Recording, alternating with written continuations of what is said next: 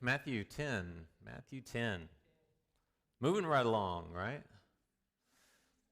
We'll do 2 weeks on Matthew 10, so we'll slow down here because this is another one of those teaching moments, the monologue kind of Jesus. I've said before, Matthew has about 4 or 5 long, extended speaking things of Jesus. And so Sermon on the Mount was obviously the first one. This is the second one, the commissioning of the 12, sending them out. And so we'll kind of go through, slow down once we hit those, speed up when we hit the heal, heal, heal, heal, drive out, drive out, drive out, all that good stuff. So, all right. So y'all there? We all there? Matthew 10? All right. What I want you to see on here is Jesus going to, what I call the offense and the defense. All right. He's going to tell you what you're going to do, and then he says, now you're going to be careful. All right, because this is going to happen to you. Okay, so he's saying, here's the offense, you do, and then you got to play a little defense here because it's going to be done to you. Okay, part of this message is recorded. Mark and Luke both record a portion of this, especially the second half, the defense side of this, in what we call the Olivet Discourse, which is, probably 2 nights before Jesus is crucified. And so that is over there. Matthew only records it here and doesn't have it in the Olivet Discourse. So I just want to point that out to you as we look into it. It's really about you'll be handed over. You'll be handed over, so don't worry about what you're going to say, that whole phrase there. So, all right, let's begin. Summoning, proskaleo, calling, kaleo, calling towards, all right? So when it's time to start, I proskaleo, I summon y'all into the room. So I call you toward me, all right? So summoning his 12 disciples, okay? Now, here's what we need to know. We need to know the difference between a disciple and an apostle, okay? And it's going to be important. A disciple is the Greek word mathetes, all right? We get our word mathematics from this. A mathetes is simply a learner, all right? The Great Commission says what? We are go out and disciple people? No. It says go and make people into disciples, which is much more challenging than discipling people, okay? Teachers in the room, you understand this. It's easy to tell kids facts, all right? It's very difficult to make them into a student, make them into a learner, okay? So you have to be different, right? Everybody understand that? You have to be a little bit better than just, I kind of go college professor is just a blurter of facts. Some of y'all remember this well, all right? They're like, I don't care if you're a student or not. I'm just going to sit here and lecture. If you get it, you get it. If you don't, that's on you, all right? Where your elementary teacher is more of helping you to become a student, okay? So a mathetes is a learner, okay? Now, how many disciples did Jesus have? It says here, summoning his 12 disciples. But was there only 12? We see over and over there was always more, right? When we get to the end of the story, we hit Acts 1, and they said we need to replace Judas because we need to have 12 because you got 12 foundations, you've got 12 gates, you've got 12 thrones, you've got 12 everywhere. We need to replace them. And they picked 2 that are going to be eligible to replace them. And what's recorded of them? That they were what? Had been following Jesus how long? Since his baptism. Okay, so this is that idea. So a disciple is just a student, a learner, a follower, one who is listening, paying attention, learning, gleaning. Okay, and then we'll go into apostle here in just a second. All right, so he summons his 12 disciples. He gave them authority over unclean spirits, all right, to drive them out and to heal every disease and sickness. All right, now tell me about these 12 disciples. What do we know about them? What do we know about these 12 disciples who have now just been given what authority by the Son of God, the manifestation of God into the world here? Here's some authority over what? The demonic realm and what? Every disease and sickness. All right? Christy, you want that? Christy's our best doctor in the house, all right? You don't have that authority, right? No. That'd be cool, though, wouldn't it? Okay? And who did Jesus just give it to? Who did Jesus just give this authority to? Exousia. Fishermen. All right? We know 7 of them are going to go back after the resurrection and go home and fish. So we know 7 of them were fishermen. Matthew was obviously tax collector. We don't really know the rest. Okay? And how old are they? I mean, John is going to live probably about 70 years after the crucifixion. So if Jesus was 33, 30-ish when he was crucified, how old was John if he lived 70 years after this? He was a teenager, all right? So not only is he a fisherman, and if he's a fisherman, what does that tell you about his academic acumen? Well, let's kind of tease this out a little bit, all right? We had 3 levels of education, all right? You would start at the first level, and everybody learns the basics in the first level. Those who are smart enough move on to the next level. Those who are really smart enough move on to the next level, okay? It would be kind of like if we had sort of elementary school and junior high, and if you're smart enough, you get to move on to high school. And if you're smart enough, you get to move on to college, okay? Or whatever system you want, okay? So here's the thing. If they are fishermen, then what are they not? They are not scholars by any means, okay? Jesus, none of them that he called, none of them, Jesus went, oh, can you drop out of rabbi school and stop following the rabbi you're following now because you're so intelligent, so smart, so all this, and come follow me instead, all right? Now, John and Andrew were following John the Baptist, but was John the Baptist a rabbi? Was he a guru that John and Andrew were so smart they went, no. And he just handed all this authority to them. Now, did they have an understanding of this authority? Had they seen it before? Yeah. And what happens every time they see it exercised?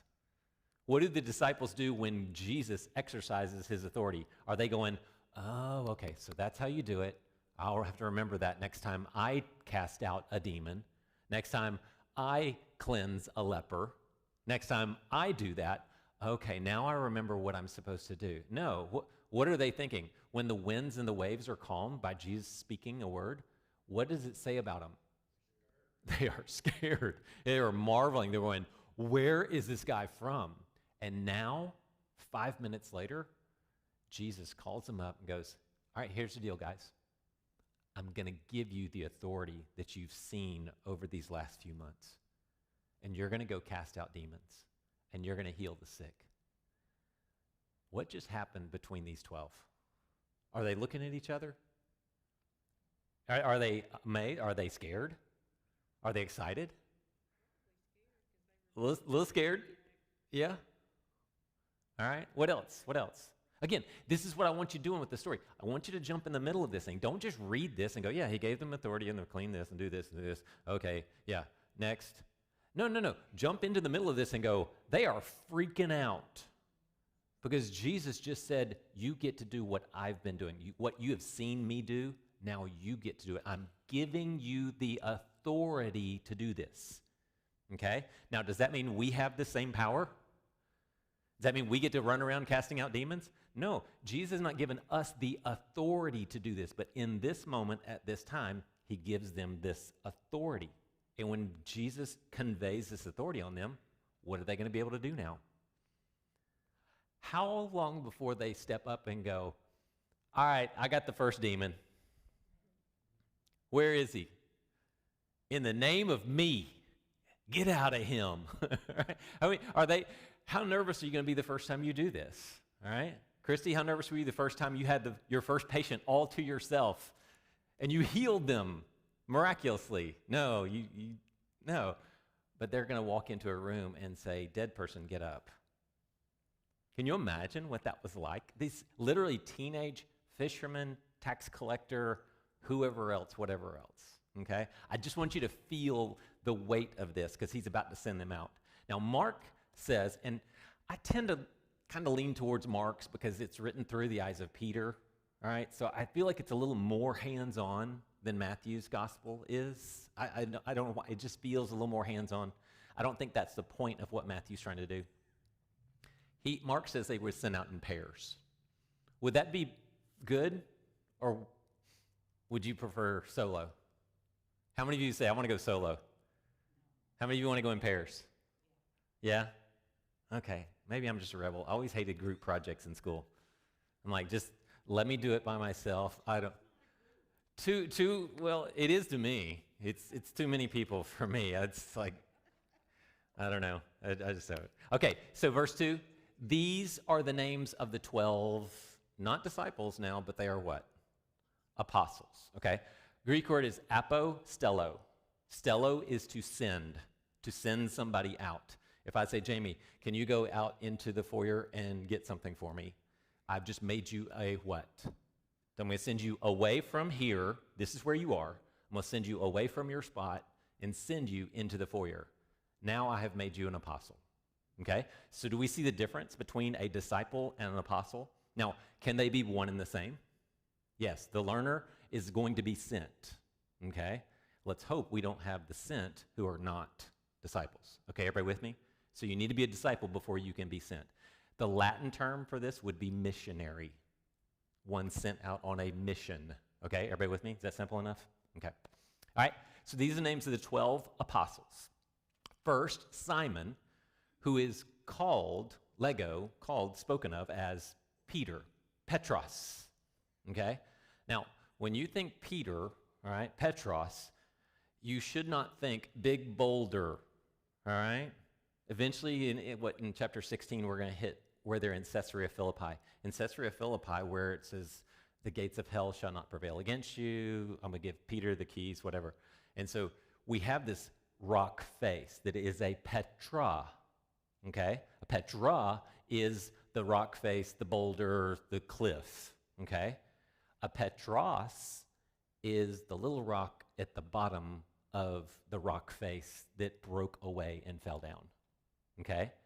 So you would stand in front of a Petra and you would pick up a Petros. Just a little piece that broke off from this. Okay? So when he calls him Peter, was that a compliment? Yeah, yes and no. He's not saying you are the boulder, the rock of Gibraltar. No, he says you're the pebble at the bottom here that broke off. You're just a piece of this amazing edifice. Okay? So Simon, who is called Peter, all right, and Andrew, his brother, James, the son of Zebedee, and John, his brother, Philip and Bartholomew. John refers to him as Nathaniel. Okay, everybody cool with that? All right. Nathaniel, the one who Jesus says, oh, an Israelite in whom there is no guile. And he's like, I saw you underneath the fig tree or the sycamore tree in that whole thing. All right. Thomas and Matthew, the tax collector. All right. Because wouldn't you want to be known as the tax collector for the next 40 years? That's how he's referred to 40 years after the resurrection. This is when Matthew's writing this. He still refers to him as what? Himself as the tax collector. Why does Matthew refer to himself as the tax collector? He doesn't refer to these others as these people who used to be as bad as I was. Why does he do that? What do you think? Why does Matthew refer to himself as the tax collector? No one else gets that. A reminder. Okay. What else? Humility.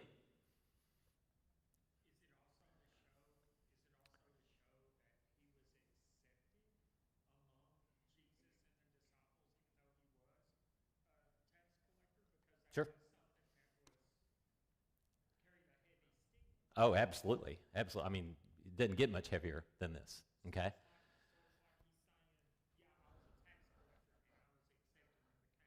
Yeah. No, I think it is clearly a testament to the the redeeming, the restoring nature of Jesus, for him to continue to look at himself as, I was the tax collector. I was the tax collector. So I just like that Matthew records it that way. All right, James, the son of Alphaeus.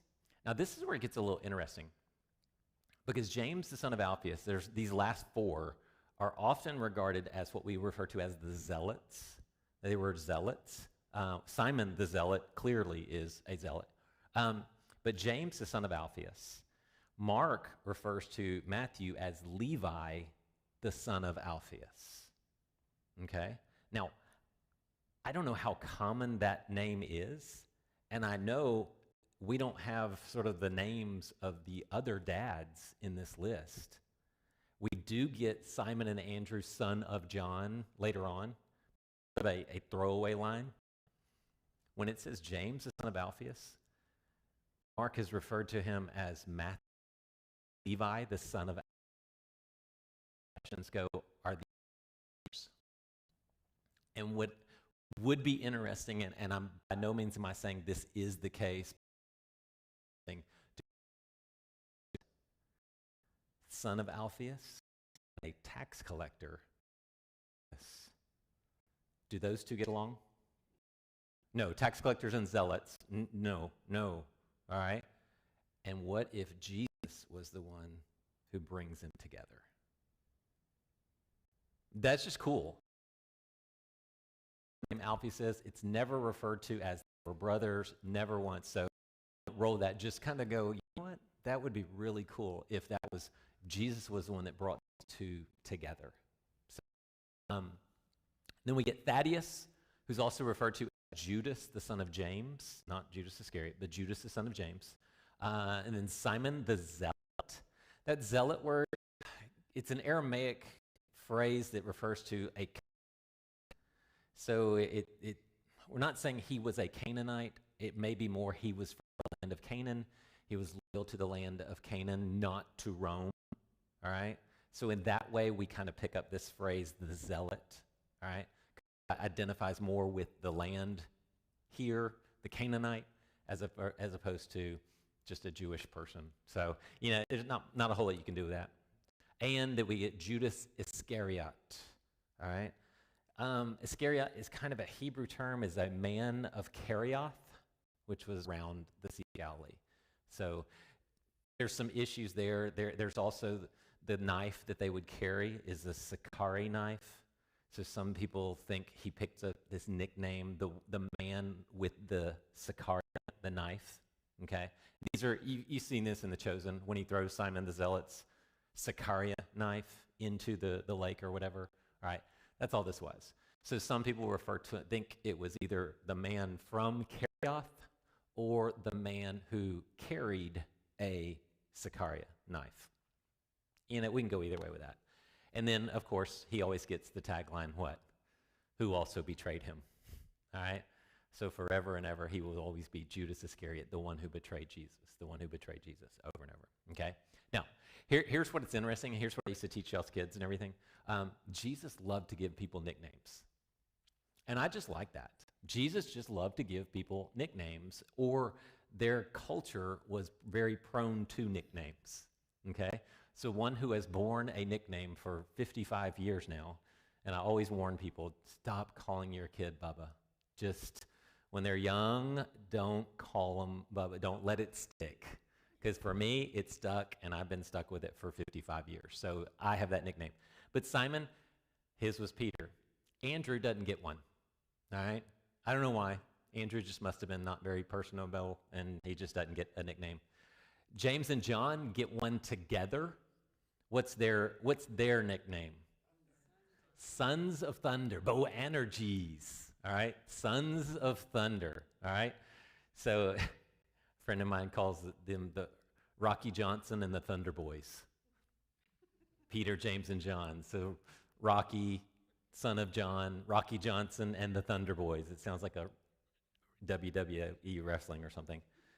Philip gets no nickname. Bartholomew is, like I said, referred to as Nathaniel. Bar, anytime you see bar at the beginning of a word, think son of, all right? So this could be son of Ptolemy, all right? You can work with that, do whatever you want. Nathaniel may have been the nickname.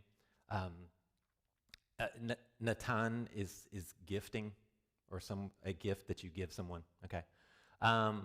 Thomas, what's his nickname? No, it's not Doubting Thomas. That's what we call him. What did they call him? Anybody remember? Didymus. Didymus, the twin. All right. I remember about 2 or 3 years ago, I think Court called me just out of the blue. He goes, "Why didn't you ever tell us that Thomas was a twin? That they called him twin?" Because that's the boys at school they were always just twin. Hey, twin, hey, twin, hey, twin. Because, you can't tell them apart. All right. We can, but y'all can't. All right. And I'm like, Bud, I have told you that over and over. You just don't listen. All right. You're over here sleeping. All right. So, but Thomas gets the nickname Didymus. All right. Matthew is the nickname, probably, most likely, for Levi. All right. Then you get James, son of Alphaeus. Thaddeus is Judas. All right. We'll get that. We're not sure which one was real name and which one was nickname. Simon the Zealot. How would you like? That's a cool name. I'm Simon. Which one? Simon the Zealot, not Simon the little rock. All right. The little pebble. All right. And then Judas Iscariot. Like I said, that's not a last name. That's not a surname. That's a man of Kerioth or man of Sicaria. All right. Who also betrayed him. Okay. So we got the names down. Here's how I remember them. We got 3 sets of brothers, and I'm playing off the Alphaeus thing. We got 2 best friends, and then we have 4 zealots. So Peter and Andrew, James and John, Matthew and James, and then we get Philip and Bartholomew, who are kind of best friends. And then we get Thomas, Thaddeus, Simon, and Judas Iscariot. Okay? You should all know those, right? You got it. You got it down pat. 5, Jesus sent these 12. What did Jesus do to them in the original language? Jesus sent out. Apostle, okay? You see what we're doing with this word? We're just transliterating this word. It's just apostle. Apostello, send out, away from your place, send them, all right? Sends out these 12 after giving them these instructions. Do not take the road leading to other nations, all right? Does anybody have Gentiles? Leading to the Gentiles, okay? Not yet. Hold on to that one, all right? Leading to other nations, leading to the ethnos, all right, which means the Gentiles, okay? Ethnos, Gentiles, we get ethnic from this, you get that, all right? And do not enter any, Nancy, Samaritan town, okay? So he is telling them, sending them out. I'm going to send you out. Do not go, essentially what he's saying is, don't go north and don't go due south. You need to kind of go around Samaria, down into Jerusalem, into Judea, all right? So stay in the Galilee, stay in Judea, stay away from Samaria. Who is he specifically sending them to? Instead, but, verse 6, go toward, the lost sheep of the house of Israel. Okay? Now, does anybody have a different word for lost? This is not the word of somebody who's lost in the woods, all right? This is the Greek word apolumai, okay? We talked about this Sunday. Apolumai means what? To perish, okay? And this is a perfect active participle. So participle describes, right? Everybody remember this? Perfect tense means they have been, they are, and they will continue to be. This is sort of their state of being, all right? And it's describing them that they are a perishing people, all right? So instead, go to the perishing sheep, the ones who are perishing, on the verge of perishing, because what's the point? That you might not perish, but instead, on the contrary, you might, what? Have eternal life. So in their condition in this moment, what are they? They are perishing. Adam and Eve, you eat the fruit and you will perish. Therefore, what are they doing? They're perishing because that was the curse that was put on us because of our sin, because of Adam's sin. All right? So they're still in this condition. Why? Because we're still 2.5 years away from Jesus dying. Okay? Jesus came so they might not perish. So they are perishing, they might not. So go to the perishing sheep of the house of Israel. Now it's interesting, we get this same phrase in Matthew 15. The Syrophoenician woman, she says, come and do what? What does the Syrophoenician woman want? Come and what? Heal my daughter, okay? And Jesus says what? I can't, I won't, because I was sent, almost the exact same phraseology. I was sent where? To the lost sheep, the perishing sheep of Israel. It's literally the exact same phrase. So just as Jesus was sent to this perishing people, so too he's sending out his. Because that's what a disciple does. He follows the rabbi. The disciple follows the rabbi, okay? So instead, go to the lost sheep of the house of Israel. Now, is that a relief? If you're one of the 12, you've just been given the authority to drive out demons and heal the sick, all right? And now you get the instructions, and he says, whatever you do, don't go to the Gentiles and don't go to the Samaritans. Is anybody going, oh, man? No. We've done a lot of Ukraine missions, and going over there, I'm like, why can't they speak English like the rest of the world? All right? Because my world is what? Everybody speaks English in my world, okay? And so we go over to Ukraine, and it's so hard to communicate with people because they speak. Now imagine being sent with this power, these young kids being sent to the Gentiles who've don't even know of God, and the Samaritans who have this screwed up understanding of God. And he says, just go to the lost sheep of Israel. Was that a comforting thing or a distressing thing? I think it would be comforting, but I think there would be an edge to it later on of, I'm a 20-year-old who fishes for a living, and now I'm going to these synagogues. They can call me out on what I don't know. All right, interesting thing. All right, again, stay in the room and feel the emotions of it. As you go, verse 7, as you go or as you are going, all right, announce this, preach this, caruso this. The kingdom of heaven has come near.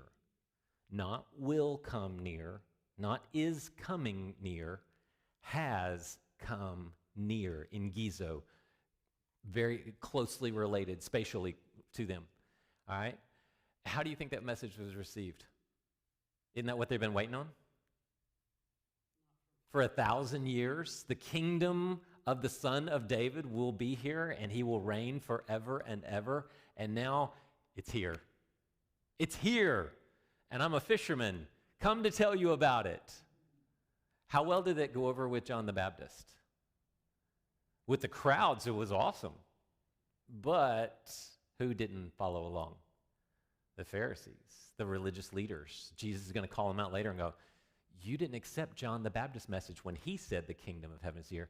How much less authority would it seem that these apostles have? All right?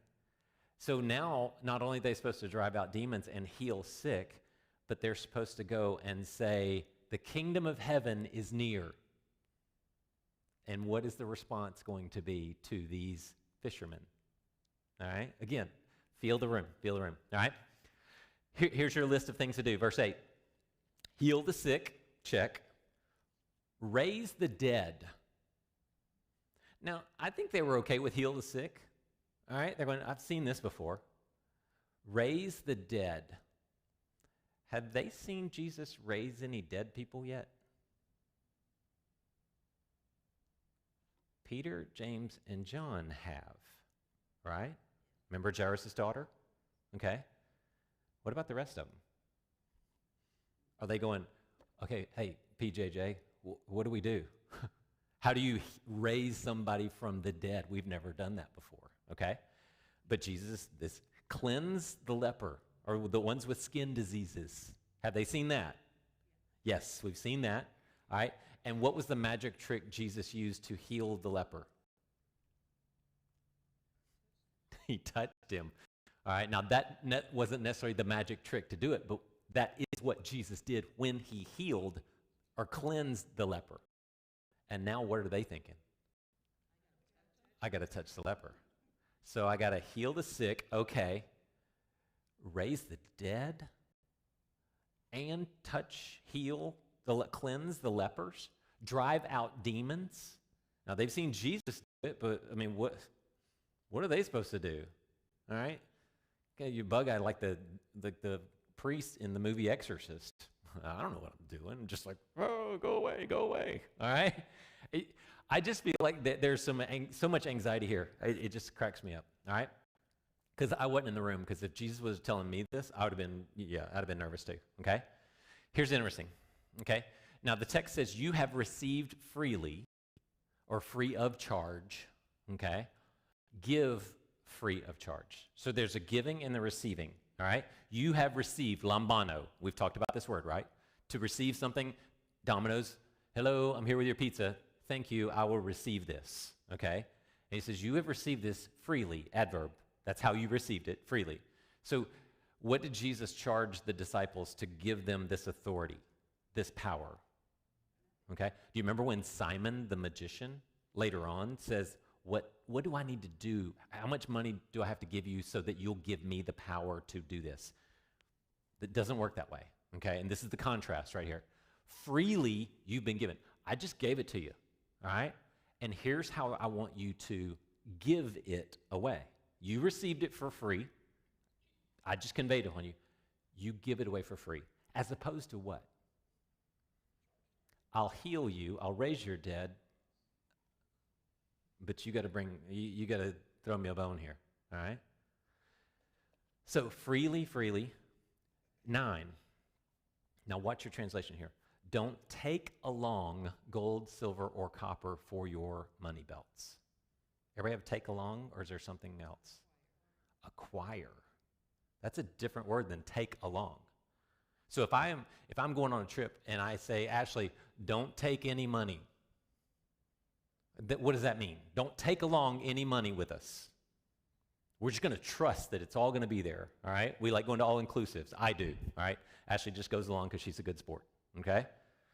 I don't take any money. All right. I get a little tip money for the guys with the bags and all that stuff, but that's it. Ashley does she likes to do all that tipping stuff. All right. I don't take anything. All right. I don't take along anything. But isn't it a different word here when this translation is acquire, obtain? Okay. Because what has Jesus just said? You received freely, doria. It literally means it was gifted to you. You gift it to other people. Do not obtain gold, silver, and copper into your money belt. Do you see what he's telling them not to do? I gave it to you for free. You give it away for free, and don't you dare charge anyone. Don't you try to profit off of this. Okay? I don't know. Maybe Philip too, because remember Philip's the one he asked, how much would it cost to feed all these people? Okay, so I think they were all in here on the mix on this one, okay? Because what are you thinking as he's sending you out? How am I going to what? How am I going to pay for things? How am I going to do this? Because I receive freely, I'm supposed to give it away freely, and I'm not allowed to charge, acquire, obtain money into my money belt, all right? And then he keeps going. 10, don't take a traveling bag. You may have a different word there. Don't take a traveling bag.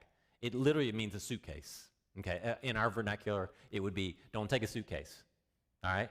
I remember when we had a Ukrainian brother and sister come and live with us for a month, and they got off the plane, and they have like a Target bag?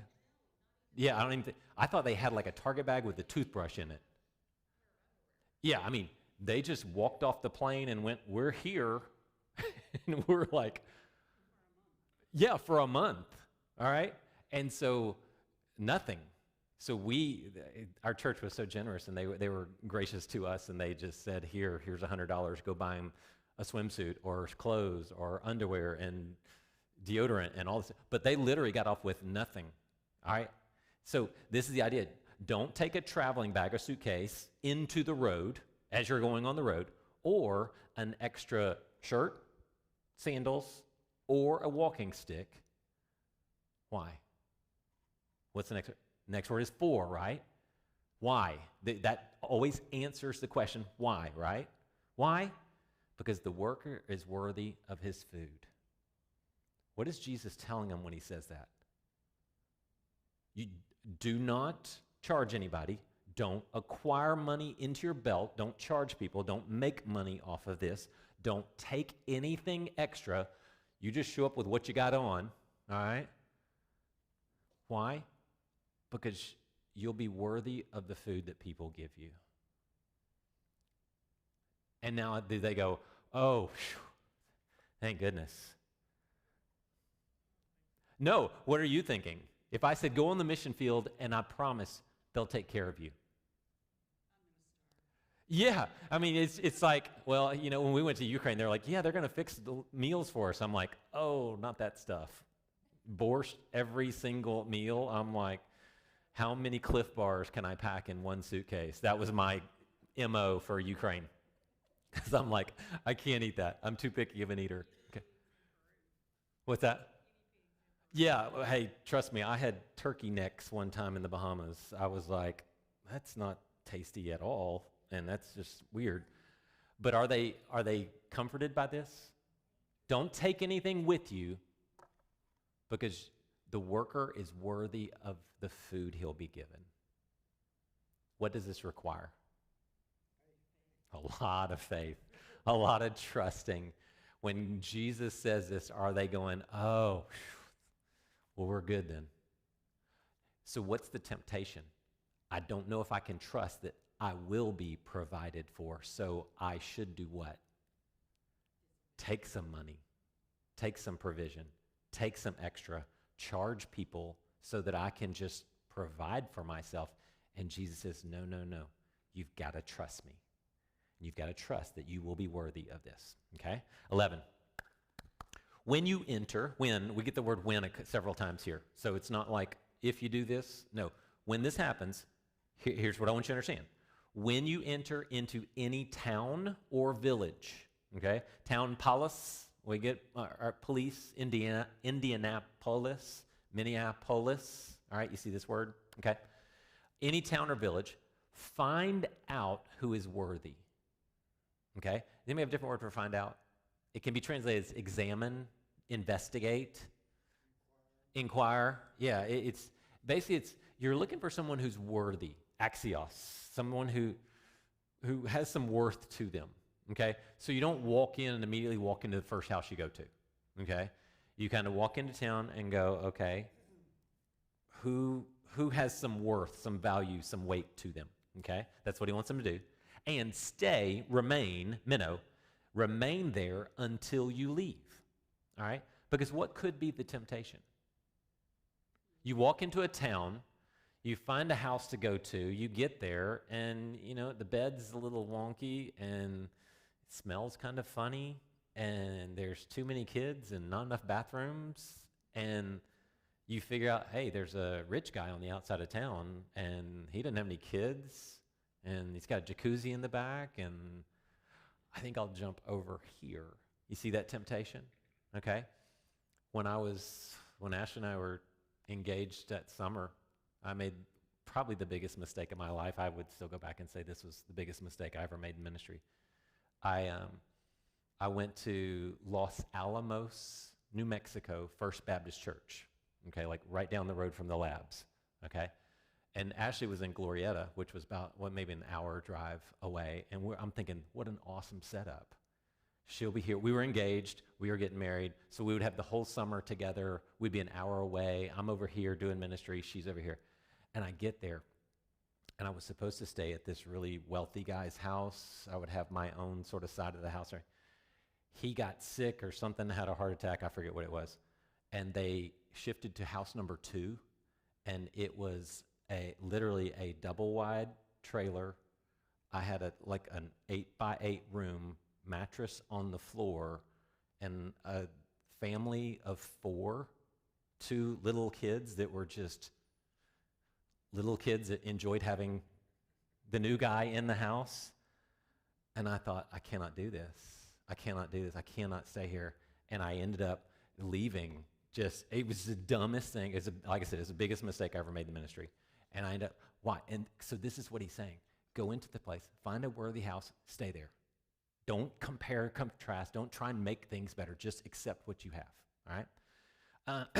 Greet a household when you enter it. And if the household is worthy, let your peace be on it or come upon it. So that's an interesting phrase.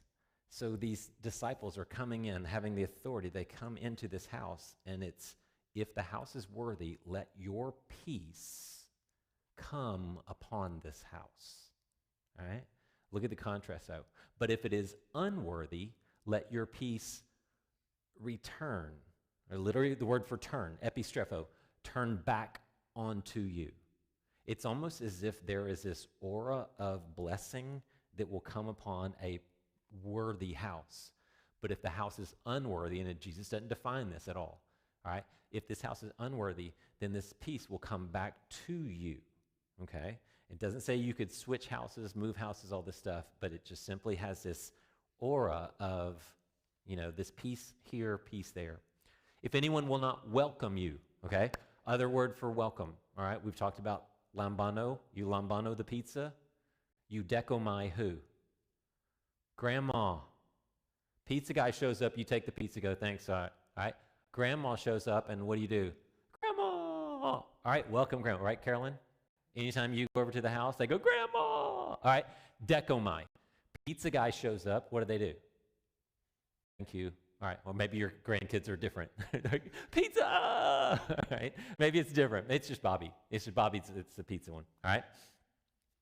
So if they will not welcome you, all right, or listen to your words, shake the dust off your feet when you leave that house or town.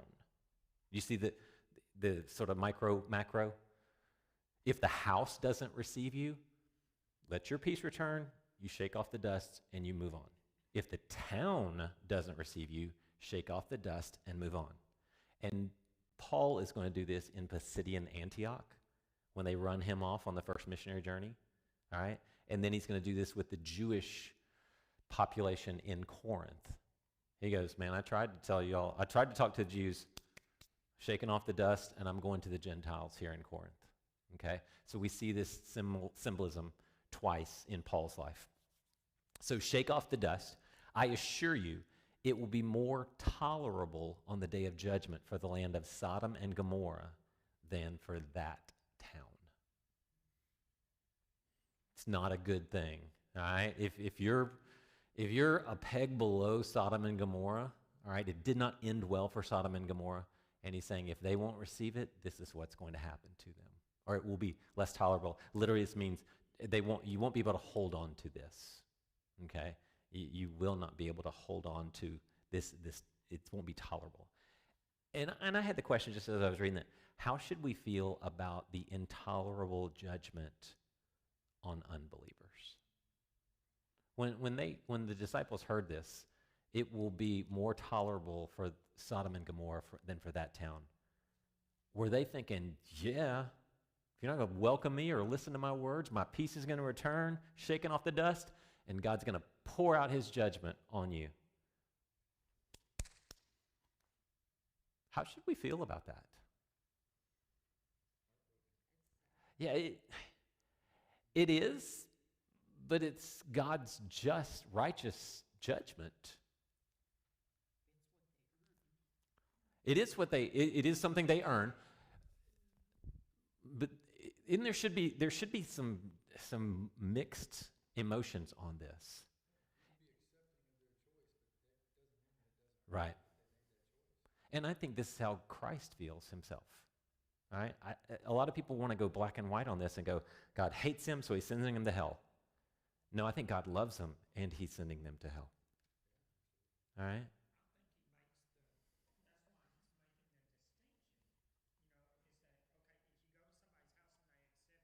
Mm-hmm. Yeah, let the peace be on that house, right?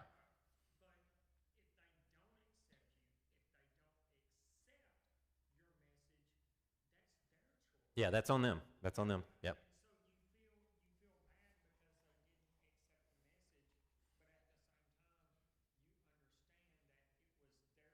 Yeah.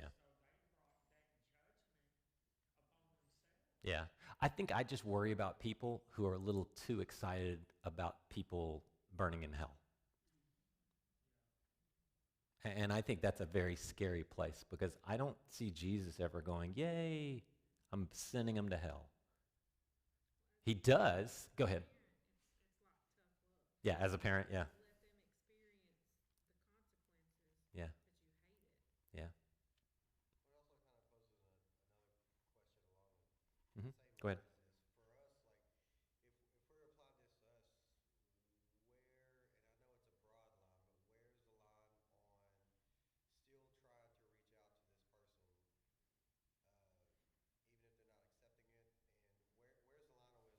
Yeah, when do we just say, sorry, I've done everything I can. Yeah. Yeah, I mean, the question is how do we continue to try and try and try and try and try? And I like to say, if they've got a beating heart, I'm going to love them. And loving them means I keep trying. All right. I don't, I would not want to be the one where Christ or the Holy Spirit is going, no, no, no, keep going, keep going. And I went, I just don't think they're going to listen to you, Holy Spirit. So I'm out. And if the Holy Spirit's saying, no, no, keep going, keep trying, keep trying.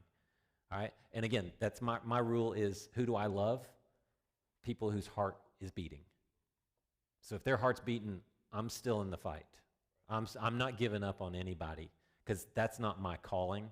I don't get to judge. So I'm going to stay after it. Go ahead. You can follow up. That's right. All right. Matthew. I would agree. I would agree.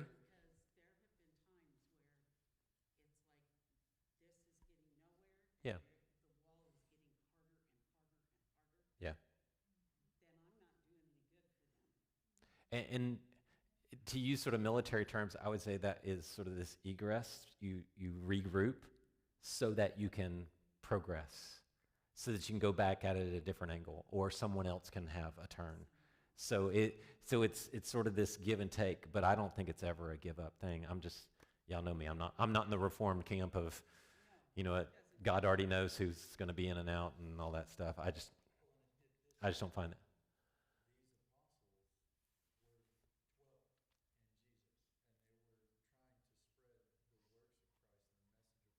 Yeah.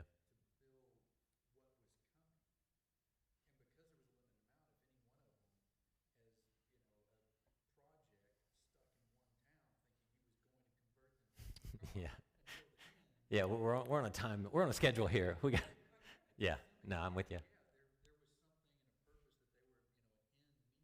Yeah, yeah. Well, and what's the instruction? If they don't welcome you or listen to your words, go back at it tomorrow, try again tomorrow, do this again. No, the instructions Jesus gave in this moment to these people was shake off the dust and move on. Oh, sure, sure. Yeah, yeah. Well, and I would say don't apply that to us as well. All right, Josh. Let me keep going because I gotta finish this up. All right, 16. Look, look, behold, I'm sending you out. So what's he doing? Apostle. Okay, good. Y'all are gonna know that word. All right, whether you like it or not. I'm sending you out. How? Like, like. All right. His sweats, drops of blood, or his sweat was like drops of blood. I'm sending you out like sheep. Was he turning them into sheep? No, it's called simile. Okay, work with me. All right, like sheep among wolves. Okay, now that's not very nice. All right, I don't take Linky out in the backyard and go, "Oh, I hear the coyotes tonight, Linky. Good luck." All right, that's not going to end well. Okay, But he says, I'm sending you out like sheep among wolves. All right? Therefore, because I'm doing this, be as, what do you have, shrewd? Shrewd. It's a Greek word phronimos, which is be thoughtful, think. All right? Be thinking on this. Be sensible as serpents. When do we have serpents in the Bible? In the very beginning, yeah. Was he sensible? Was he shrewd? He crafty? All these words, they apply. And be harmless. I don't really like this translation. It means to be not mingled. It means to be pure of one thought, not having thoughts mingled, not mixed with other things. It's a purity idea, not a harmless. Be as unmingled as doves. Now, when do we get a dove? Baptism coming down. Okay, do you see the imagery Jesus is using here? So be thoughtful, just like Satan was in the garden. Don't be just sort of this, whatever, okay, because you're a sheep among wolves. You need to think. You need to be thoughtful about this. Don't just doop-de-doo, walk into everything, all right? Think about what you're doing, all right?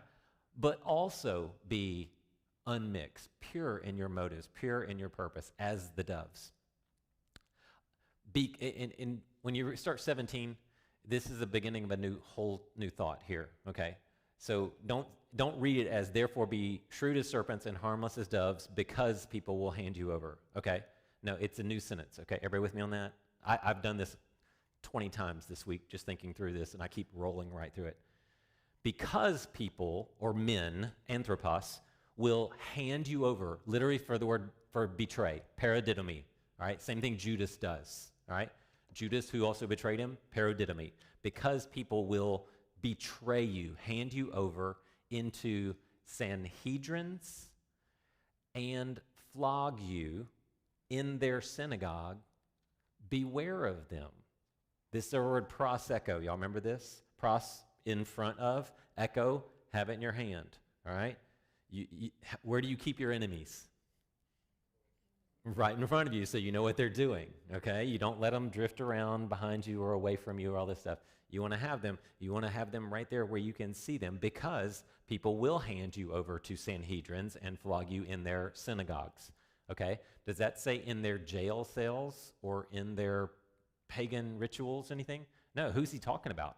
Who's going to do this betraying? Into Sanhedrins, into synagogues. This is Jewish. The Jews are going to do this. Your own religious leaders are going to hand you over, all right? Beware of them. Keep them in front of you. You will even be brought before governors and kings. Now, do the Jewish people have governors and kings? I mean, we got King Herod, but he's kind of an afterthought. He's just a propped up little person. But who does have governors and kings? Rome, all right? The Gentiles do, okay? So Jewish, they're both going to be after you, all right? Because of me, to bear witness to them and to the nations. So you will be brought before governors and kings, before the Gentiles, because of me, to bear witness to them and to the ethnos, the nations, the Gentiles, all right? That's why. So in this moment, are they going, yes, we get to be a witness? Literally the word marturos. All right? Anybody see where we're going with this one? The word witness is the Greek marturos. You will be a witness to them. You're going to hear the message. You're going to walk in the park, red carpet rolled out? No. How are you going to get in front of, how does Paul get in front of Caesar? He's arrested and he's brought there in chains, all right? So this is the plan. The plan is not, hey, go on the mission field and, stay in the country club and have all your provided for you, and the red carpet will roll out and they'll have a revival and everybody will show up ready to hear you. No. You're going to be persecuted, handed over, brought before governors and kings, and that will be your opportunity. So what is your opportunity? Is it in the good times? Is it in the blessing time? Is it in this moment where things are not exactly going the way you planned? And now I have a moment to witness of my own faith to people around me. Y'all with me? Mike, y'all remember Mike? I've talked about him a lot. He got stomach cancer, 5 years ago? Died about 3 years ago. And Mike would go into the chemo ward in a different costume every time. Literally costume, just crazy, goofy stuff. And walk around handing out hot dogs and bags of peanuts and coffee at one time, all sorts of. He was just crazy about it. And they would, why? Because he wanted to go in there and make people smile. He wanted to go, I can walk through this because of my faith in Christ. And he would go in and say, hey, can I pray for you? Can I pray with you? Why? He didn't go in there because he was healthy and all this stuff. No, he was in there because he was a patient. That's what this looks like, okay? All right, here we go. 19. Here's the, oh, okay, we'll be okay. But when they hand you over, don't worry. Don't be concerned. Don't freak out. Don't be anxious about how or what you should speak. For you will be given, not you will have studied and be prepared. No, you will be given, didomi, handed over, what to say at that hour. Okay? So do you get to study? Do you get to prepare? Do you write down notes? What's the message? What's Jesus telling these young guys? Hey, when they hand you over to governors and kings, when they put you in front of Sanhedrins and flogging you in the synagogues, don't come up with your best sermon. Don't come up with your message, this pat message you're going to go around. No, you're going to do what? You're not going to worry because you're going to be given words in that hour. And this is exactly what Peter and John do and all the disciples do in Acts. Really cool. All right? Because you are not speaking, I got to have the emphasis on the right syllable. All right? Because you are not speaking, but instead, on the contrary, the Spirit, your Father, is speaking what? Through you, or in you is more properly the translation. He's going to be speaking in you. This is why Paul refers to us as ambassadors, that we are ambassadors. Go ahead. This is where it rolls into that Olivet discourse, that this is more of a feature, because, obviously, they weren't handed over to Sanhedrins or synagogues, and they weren't in front of governors and kings. So this is where this little block kind of gets put in Mark and in Luke in the Olivet discourse of you will be going forward, okay? But again, it's sort of, Matthew puts it here and not in the Olivet. Again, Matthew has a different purpose. Just let him have his purpose. And so he's lining all this up with all these instructions all the time, okay? All right, 21, ready? Brother will betray brother into death, and a father his child. Children will even rise up against their parents and have them put to death. Again, this is the language from the Olivet Discourse. This is the time of tribulation and persecution, okay? You will be hated, miseo, misogyny, to hate women, miseo, you will be hated by everyone. And that's the Greek word panta, which means what? Everyone, because of my name. Okay? Now, how sure of a statement is that? You will be hated by everyone because of my name. Now, should we be surprised when we face persecution, tribulation, affliction, trouble, distress, any of that? No, why? Because Jesus said, what? People are going to love you because you are a Christian.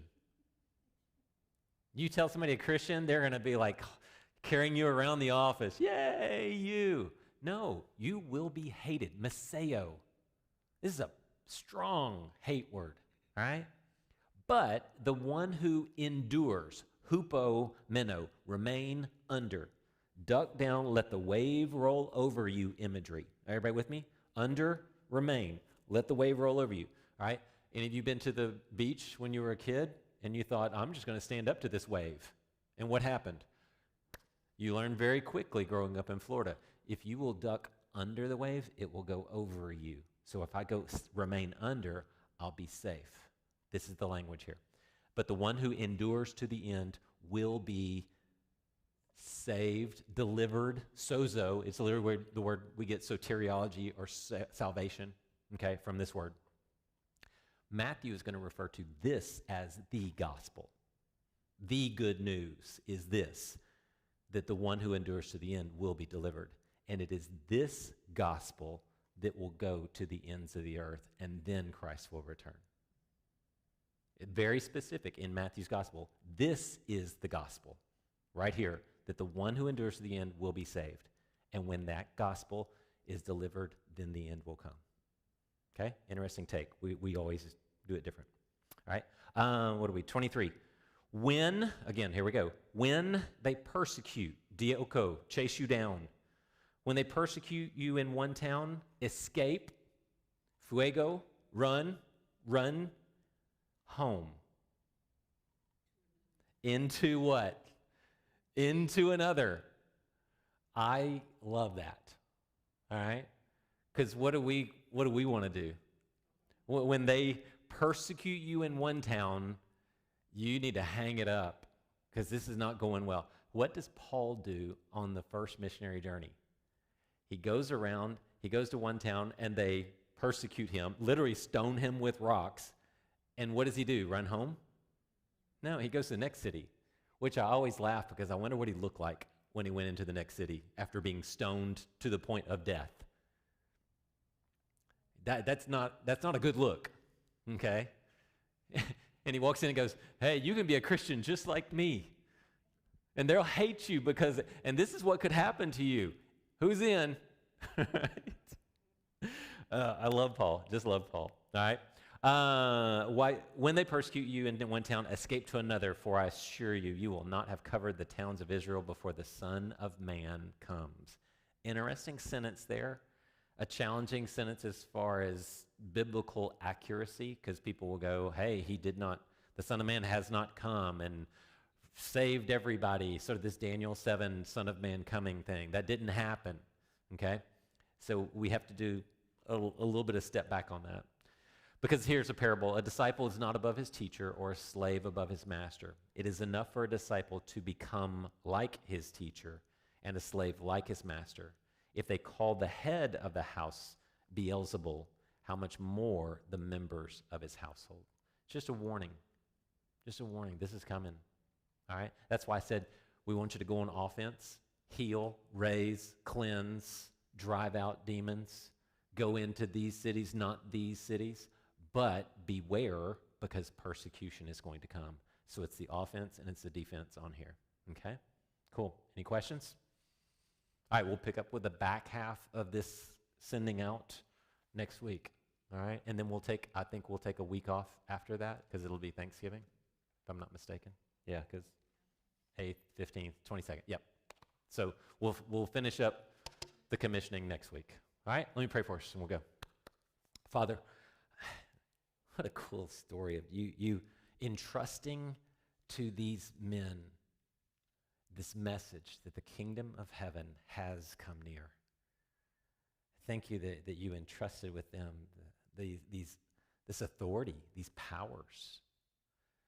Thank you that they went, that none of them left, turned back, that the 12 were still the 12, even after this whole little episode. I praise you for your just ability to maintain these scriptures so that we can sit here tonight and study and be students and disciples of your word. Father, I thank you for each person who's come out here tonight desiring to know more, desiring to be a good student disciple. I pray that you would send them out just as apostles into their world with the beauty of your message, the beauty of your gospel. And may we always be ready to speak these words, to speak the hope that we have within us. And I pray all this in Jesus' name. Amen.